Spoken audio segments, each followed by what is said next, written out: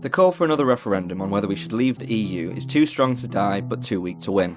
Unless, some think, Jeremy Corbyn were to throw himself behind it and make it Labour Party policy.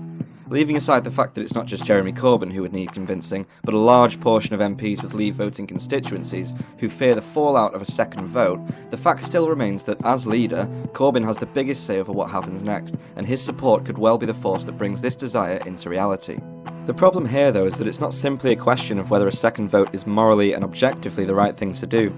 It's a question of how support for a second vote would be perceived. The People's Vote campaign claims to be representing both Leavers and Remainers, and have framed their argument in the context of a final say, as opposed to another say.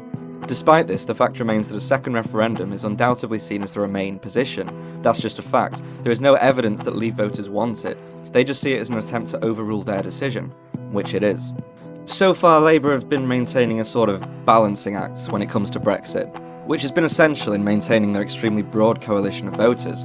Because of our ridiculous voting system, they're in the position of having 70% of their voters support Remain, but 60% of their constituencies support Leave.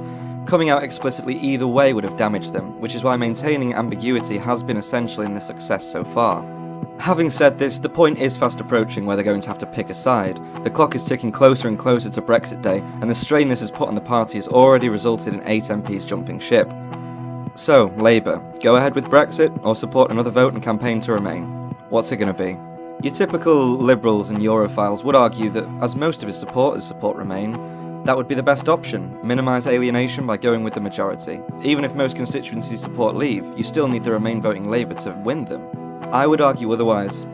And that's because the issue that informs strategy here isn't numbers or principle, it's options. More specifically, the options available to us, the voters. You have to look at the ideological profile of Labour Remainers. Even if they do feel let down by Labour for not supporting a second vote, where else are they going to go? The Conservatives. This would be pointless as they want Brexit even more, so they wouldn't jump ship. Labour Leavers, though, they might. You can't underestimate what people will do when they don't get what they were promised, what they voted for. Nick Clegg was mercilessly punished for not giving voters what he promised them, and his party has never recovered. Labour needs to avoid that kind of backlash from its Leave voting base. They voted in 2016 to leave the EU, then for a Labour Party with leaving the EU in its manifesto in 2017. However you look at it, trying to stop Brexit would be seen as a huge betrayal, and would definitely provoke a backlash. I really don't see this kind of punishment coming from their Remain voting base.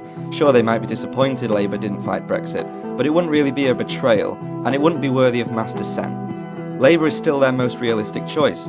Any decent political strategist will know this, including the ones working for Labour, which is why they haven't done it so far. Brexit is just something left-wing Remainers will have to deal with, and I think they will.